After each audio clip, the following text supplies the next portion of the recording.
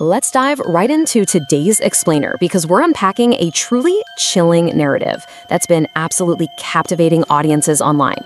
We're looking at a viral Route 66 horror story that masterfully blends psychological dread with, those gritty urban legends we all secretly love. So, get comfortable because we're going to explore exactly what happens when a totally mundane midnight commute turns into an absolute nightmare. Who waits at an abandoned stop in the pouring rain? I mean, it's a super simple question, right? But it instantly hooks you. Think about it. If you were driving down a dark, completely lonely road and saw a lone figure, what would you actually do?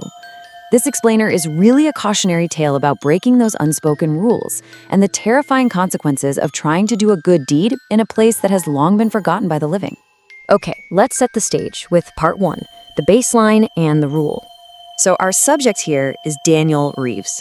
For almost 11 years, Daniel drove the night route for the Ashbury transit system. And look, a decade on the night shift makes the weird seem completely mundane. His usual passengers were perfectly ordinary. Drunk college kids, exhausted workers heading home, maybe some homeless men just trying to catch some sleep in the back rows. For 11 straight years, his route was utterly, incredibly uneventful. He was just a guy deeply entrenched in a boring, predictable routine. And honestly, that predictability is exactly what makes the anomaly we're about to talk about so jarring.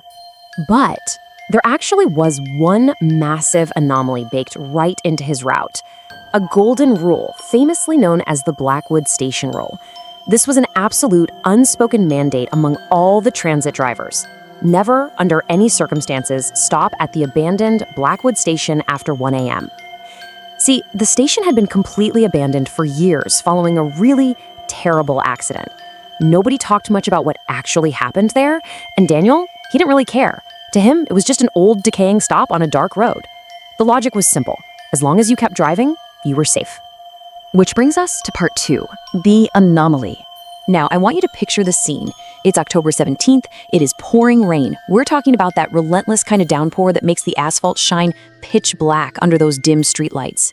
Daniel's running late. He turns onto Route 66, peering through the rhythmic slapping of his windshield wipers, and he notices something completely out of place. Right there, standing at the abandoned Blackwood station, is a figure. A tall, really thin woman. She's wearing a white coat that is just totally soaked through by the storm, and her head is tilted downward. Daniel actually laughs nervously to himself. He remembers thinking exactly what we just asked. Who waits at an abandoned stop? But then, she slowly raises her hand, asking him to stop. And Daniel makes the fatal mistake. He actually stops and opens the doors. The woman steps inside silently, but immediately this uncanny physical contradiction happens. Like outside, it's literally a torrential downpour, right? She was standing there in a soaking wet white coat. But inside the bus, she has no umbrella, no bag, she makes absolutely no sound. And when Daniel checks his rearview mirror, he notices the impossible. Her clothes aren't wet anymore. Actually, scratch that. They aren't just not wet. They are completely, impossibly dry. The physical laws of the environment just broke down. Things are about to get much worse. In part 3, the escalation. The sensory horror of Daniel's situation just escalates instantly from here. Before she boarded, the bus's heater was running full blast to fight off that October chill. But the grim reality, the absolute second she takes a seat, the entire bus becomes freezing cold. It's like the warmth was just sucked right out of the air. And right along with this sudden supernatural chill, Daniel starts to hear something totally terrifying. Slow, really heavy breathing, coming all the way from the very back seat. So this is where pure nightmare logic kicks in. Initially, she sits in the very back seat. Daniel tries his best to ignore the breathing, but you know how it is. His eyes just keep darting up to the mirror. And every single time he checks that mirror, her pale gray face appears closer. She's moving closer, seat by seat. But here's the kicker. He never once sees her stand up. She is just advancing. Finally, the bus lights flicker and shut off completely for 3 agonizing seconds. And when they come back on, she is sitting directly behind him, and she's smiling. Total panic takes over. Daniel slams on the brake so hard the bus nearly spins out on the wet road. He whips around in his seat, literally screaming. But he's completely alone. The bus is totally empty. Every single seat is vacant. Terrified, Daniel instantly grabs his radio to call dispatch. But there's no dispatcher on the other end. There's only this thick, crackling static. And then, cutting right through that static, a voice whispers through the speaker. "You weren't supposed to stop." Let's look at part 4, the evidence and the history. The very next morning, a completely desperate Daniel pulls the onboard CCTV footage. He really just wants to prove to himself that he was hallucinating from exhaustion, right? So he watches the tape.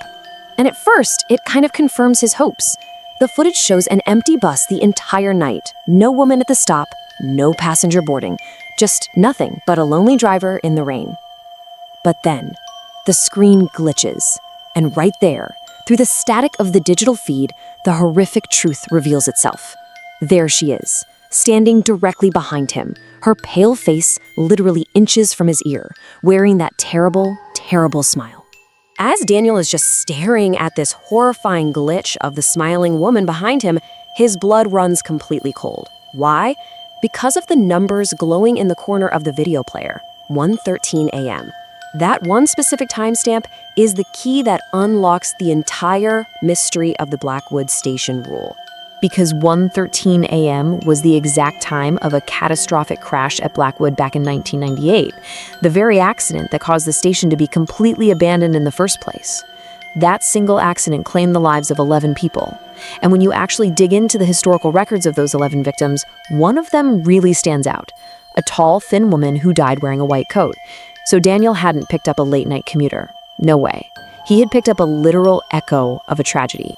Which leads us to our final chapter. Part 5, The Lingering Haunt. Look, Daniel did exactly what any of us would do in that situation. 2 days later, he completely quit his job at Ashbury Transit. He packed up his things, moved to an entirely new city, got a new apartment, and just tried to build a completely new life.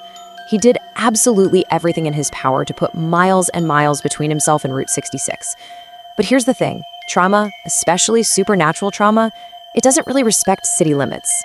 Daniel is now permanently trapped in this agonizing nightly cycle. Every single night, without fail, the clock strikes 1:13 a.m. First, he hears it, the unmistakable, heavy sound of pneumatic bus brakes echoing from the street right outside his new window. Then, slow, deliberate footsteps make their way down his hallway, slowly approaching his apartment door. And finally, the climax of his nightly terror. He hears that slow, heavy breathing right behind him. It just leaves us with this incredibly chilling realization. Daniel thought he was just doing his job, driving a bus, but he actually opened a door that can never, ever be closed. So I leave you with this final thought. If you are ever driving late at night and you see a lone figure standing in the pouring rain at a dark, forgotten stop, are you gonna remember Daniel Reeves? Will you keep driving? Because as this explainer proves, some passengers never actually leave. Thanks so much for joining me today. Stay curious and maybe, just maybe, stay